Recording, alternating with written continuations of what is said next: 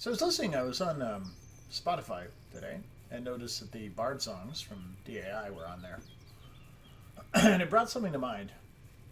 Um, I assume folks here, a few folks have maybe played Trespasser. And of course, it has a bit of the Bard song and stuff playing through as you get to the end.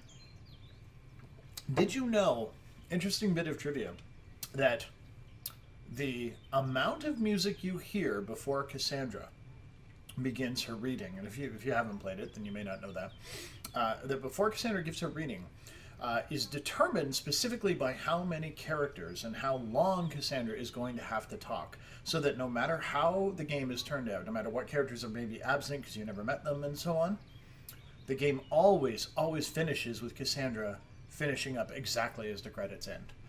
And it does that not just in English, it does it in German and French, even though the length of the lines are different timings. One guy named Brad Paris decided he was going to own that shit, and did so.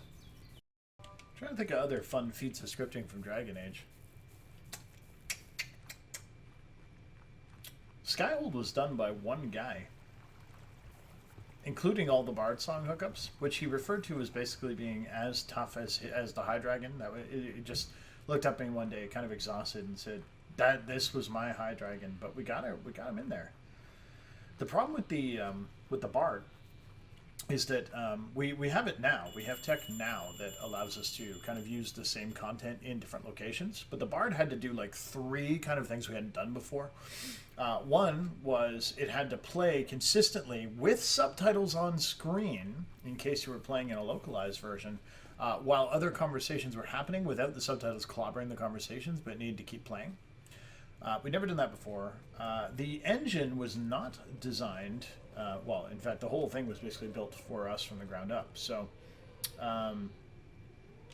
we had to do a lot of work to make sure that we could get the engine to support conversations in multiple locations at all.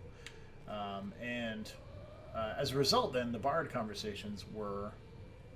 Oh, Lord, have I just screwed myself? I hope not. There we go.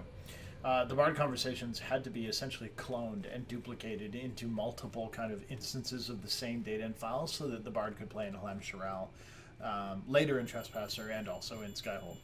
So there you go. There's a couple of interesting factoids.